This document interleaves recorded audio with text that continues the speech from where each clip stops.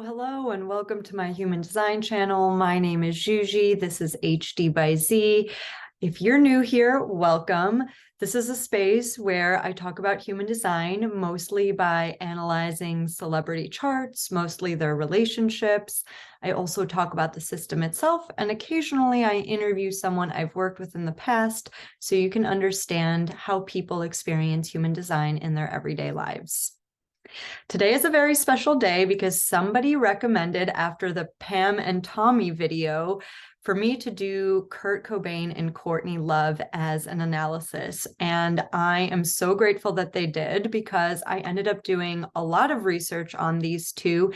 And I dug very deep into their charts, and what I found was fascinating, as always. But before we get into all of that, I just want to remind you that all of my contact information will be in a master link in the show notes. You can go to my website, where you'll see that I do human design readings, I do relationship readings, and I also do relationship coaching. I also just wrote an article that was recently published in Elephant Journal. I'll link that down in the show notes below. It's about what else? Relationships, and how we can hack vulnerability with human design. I also run a female-based community online called The Beehive, where we have group coaching, online self-paced learning, and an opportunity for you to chat with me live in our Slack group. What can I say? I'm a busy MG. I have a lot of ways that you can work with me. So let's get started with Kurt and Courtney, because, oh my goodness, there's a lot to unpack. Let's start by looking at their charts. All right, so we're going to start with Kurt Cobain, and as you can see, he's a manifesting generator, he's emotional authority, single definition, 2-4 profile on the right angle cross of the sleeping phoenix. Which is perfect, because I've talked a lot about the cross of the sleeping phoenix and how potentially volatile it can be. I also want to point out that Kurt has this channel 3955. This is the channel of moodiness, or emoting, which is a very up and down emotional channel. It is also known as the channel of addiction or obsession. And you can see throughout his career that he had very high highs and very low lows. And I would really attribute that to this channel. He's also a very sensitive person, which a lot of people expressed in various interviews and documentaries that I watched about these two. He has this 59-6 channel of mating, which is all about having this very disarming aura. So he made people feel very comfortable with him right away. And as a result, he was also very sensitive. He took in a lot of emotions from other people. And as this 2-4 profile, he was considered a natural, so everybody was pulling his talent out of him. And I would also like to point out that he is PRRDRR, meaning all of his arrows in his variable point right. This is a very sensitive way of being. He's a very sensitive person who has this almost floaty quality to him. And if you have ever heard him speak, there's definitely this underlying softness to his voice. And the future of this cross of the sleeping phoenix is about a more conscious, thoughtful, soft, gentle way of being in the world. So I can see why potentially he struggled to fit into what he considered to be this very rough and tumble, aggressive world that he lived in. So Kurt was becoming famous in 1991 with his band Nirvana. Maybe you've heard of them. So in walks Courtney Love, the lead singer of the band Hole, and they fall in love. So let's take a look at what Courtney's design is. So Courtney Love is a projector. She's also emotional authority, split definition, a 3-5 profile on the right angle cross of penetration. And yes, she has this very penetrating aura and a very penetrating quality to her. And she seemed to be a lot more volatile than Kurt was. And people didn't think that this made them a very good match, because Courtney was loud, she was combative. You know, emotional people are not really here to be reactive. They're here to wait out their emotional wave for clarity. And she did not seem to know how to do that. As a matter of fact, she also has this gate 55, which is very much about provoking people's spirits and maybe pushing their buttons. Though that is potentially one of the reasons why she wasn't welcome with open arms like Kurt was in the music industry. Not to mention, she has this gate 54, which is the gate of ambition. And a lot of people felt like Courtney's ambition was the only reason why she got together with Kurt in the first place, because she was constantly dating lead singers of bands that she was hoping would make it. And Kurt was definitely on the rise when they met. So let's take a look at their combined charts and see if that assessment is correct. I don't know, guys. Looking at this chart, I don't think Courtney could have faked being in love with Kurt. They're 9-0, nowhere to go. They're single definition, which means she bridges his split. This is a very insulated composite chart, and they have 7 electromagnetic connections between the two of them. I'm not sure when I saw something like that the last time. That's a lot of sparks in a relationship. So guys, the title of this video is, Was She Responsible? And this can be interpreted in a number of different ways. Was Courtney responsible, for example, for Kurt's heroin use? Well, let's talk first about the fact that Courtney is a 3-5 profile. And the funniest thing I've ever heard somebody say about being a 3-5 is, threes have this trial and error process, and then the 5th line gets projected on as the hero and the savior. So this projection field is very confusing for people, because on the one hand, you're supposed to be better than the mistakes that you're making. So somebody once said to me, it's more like first there's an error and then there's a trial.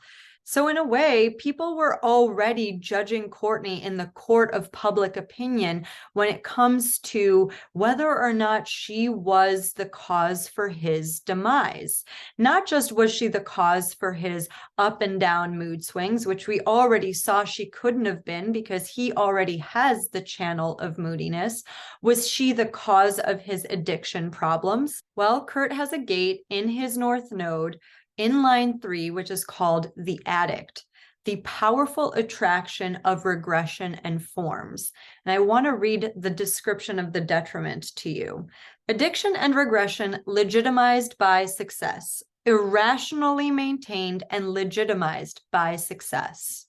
I've had firsthand experience with people with addiction, and I just want to say that what I read into this line is that it was almost like Kurt felt he could get away with having this problem with being addicted to this very intense substance because he was famous. And these mood swings that he experienced, he didn't know how to explain them. The 3955 is a channel that is not only moody, it is individual, so it causes melancholy. I can only imagine how much he was experiencing and how sensitive he was with this open ego, with this open G center, with this open head, having all of these different thoughts about his own worthiness. He also has an open spleen, which makes him very insecure. People did mention that when talking about him. And then along comes Courtney, and they have a splenic connection in their chart together. So he holds on to something that is potentially not great for him, meaning he holds on to heroin, not necessarily her, although we judge her for why he does this, because they were doing heroin together. It wasn't one person forcing the other person. It's something that bonded them together, which is a really unhealthy way to bond, but it was the only way that they knew how to cope. So that's what kept them together. And a lot of people judge Courtney because supposedly she did drugs while she was pregnant with their child. So of course she's going to be stoned in the town square as this 5th line heretic. And even though she is very ambitious, there is no doubt in my mind that she did love Kurt, and that his suicide was a really big blow to her psyche, and that it was a very painful time in her life. It's actually relatively surprising that she made it out the other end of that. And a lot of people feel like she had something to do with his death because afterwards, people were trying to make documentaries about it. They were trying to get interviews from her, and she didn't want to have anything to do with them. The fifth line is paranoid. It doesn't want to be seen. It doesn't want to be put on this pedestal unless it's a positive reaction that people are giving her. Nobody was giving her a positive reaction. And as a projector, she's here to be invited and recognized. And those are not things that were happening at that time. So, of course, she wanted nothing to do with documentaries about whether or not she had anything to do with Kurt Cobain's death. She was mourning her husband, for Christ's sake, and we're projecting onto her that she was at fault. So why would she want to participate in that? One of the last things I did for research was watch an interview with Courtney Love from years after this happened. And she was talking about being this very moody, broody child. She also has gate 55, and how she can't believe in hindsight that her entire life has been defined by a man. So I feel like this question, was she responsible for what happened, is really telling of the way that we look at women in society. I already did a video about whether or not it was Yoko Ono's fault that the Beatles broke up.